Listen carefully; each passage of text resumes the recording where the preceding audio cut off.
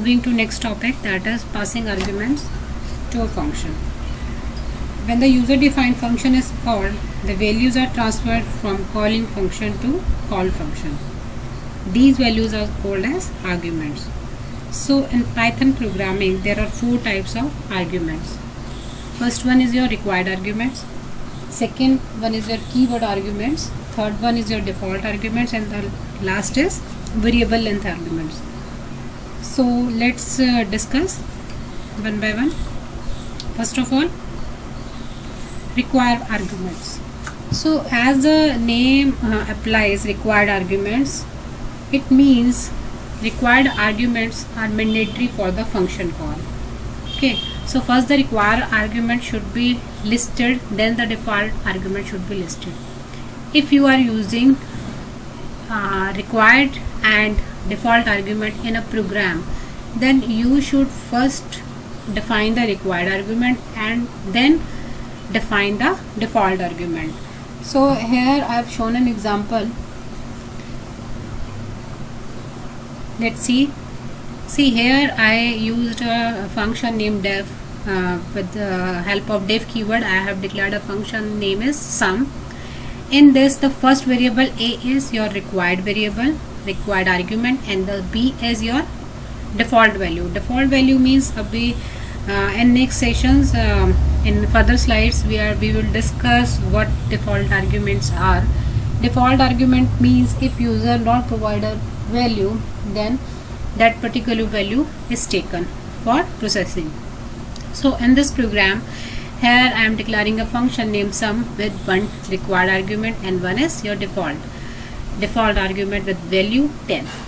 After that, I have just return the value, that is the addition of these two values, that is a plus b. When I try to call this function, I just simply write print sum, then providing first time I am providing two values, then by this I am getting the sum of 10 and 20. After that I am just providing a single value. In that case it will take 20 as a, and for the value of b it will consider the default value, that is 10. In next case same will happen, as some 10 will be passed, then it will take as the value of a and b equal to 10 will be considered. Okay, so when the value b is not passed in the function, then what will happen, it will take the default argument, that is b equal to 10. And in this particular code, argument b has given a default value, that is 10, and a is a required argument. So in this example, default argument as well as required argument has been used. Let me show the practical of this side by side, so that you can understand easily how it works. See, here is the program of passing arguments. I'll just write the same program, and when I run it, I'll simply getting some 30, then some 30, then some 20. See, let me change the value to 40, then what will I get? I'll get 60. Okay, so 40 is the value of a and 20 is the value of b.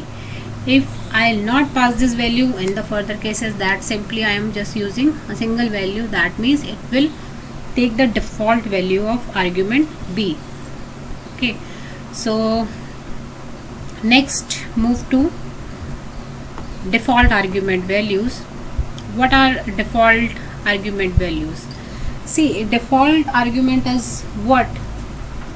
Default argument is basically used to initialize the arguments with the default values. If the argument is not passed during the function call, then the default values will be initialized for default arguments. Okay, so now let's see the example of this. The default value is evaluated only once. Okay, so see what I did here. I'll just make a function. In previous example we have already seen about the functioning of default variable. So here is another example of default, like here I am again using a b variable with the value 90 as a default argument. So no change of code, just I'll change the statement that in the previous example I am just calculating the sum, and in this case I am just printing the values of a and b. When I called here, I am passing a and b. If I simply pass a, then in this case it will take the default value of b.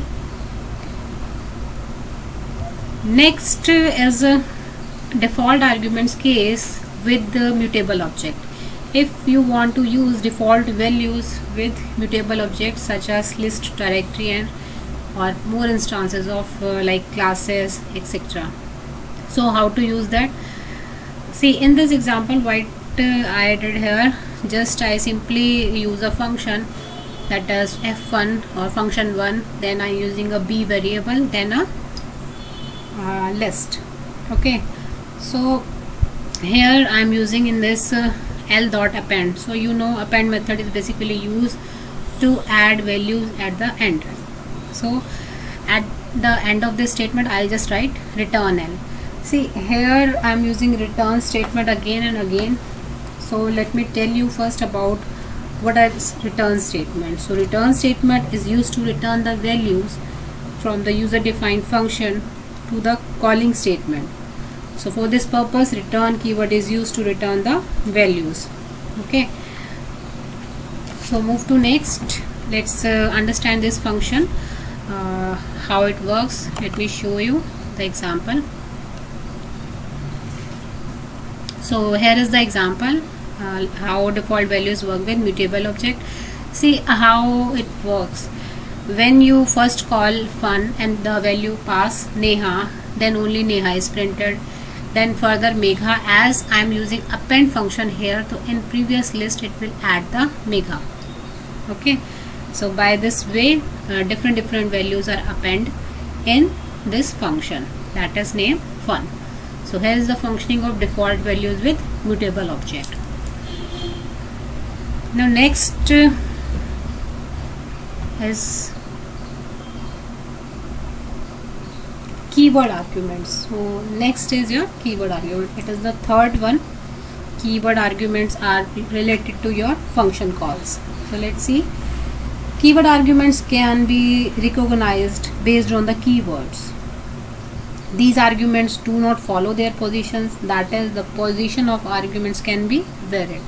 So here it is a new thing about keyword arguments. Keyword arguments are used when there are some functions with many parameters and only some of them need to be specified. Okay, so let's see the example here. It also allows to skip arguments or place them out of order. As I told, no sequence is followed here. Position of the arguments can be varied, can be changed. So here's the example what I did here. I'll make a function named function1 and pass the date and year as arguments. Just simply print date and year, and when I call this function I simply passing the value 1975 as year and date as 20. So caller identifies the keyword argument by the parameter name. You have to remember how the function calling function get to know about it is a keyword argument by the parameter name. So here I am passing the value of year, whereas in when I declare the function I'll use the sequence date and year, but when I calling it I am passing year first and date at the second parameter. So no issues are there. It will print the value date equal to 20 and year equal to 1975. Okay, so it is a good thing about that. You just simply write the name of parameter and assign the value of that particular variable. So let me show you the example of this keyword argument, how to run it.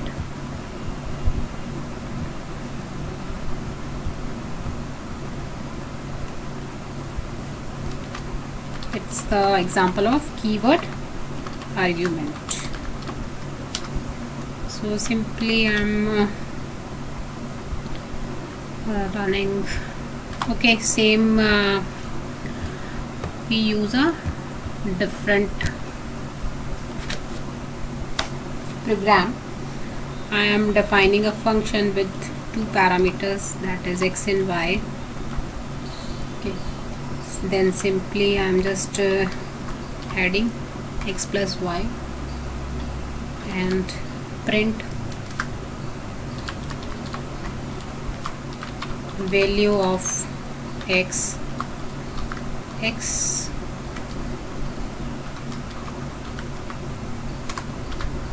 print value of y as y, and next I want to print the sum, so sum is your s. Okay, sum is present in s. Now n1, I'm just calling this function like add x equal to 10 comma y equal to 20. Okay, try to run it. Okay, the sequence is not maintained, that's why it is not functioning. Okay. Now see what it will do. When I'll call this function, that is add x equal to y equal to 20, it will simply calculate the values.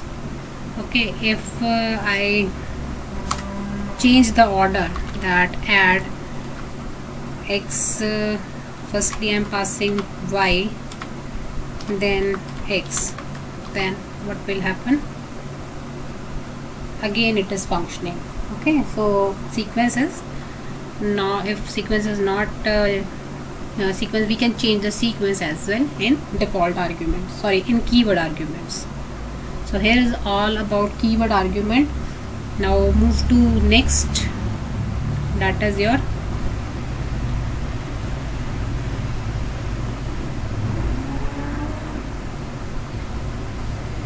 arbitrary argument.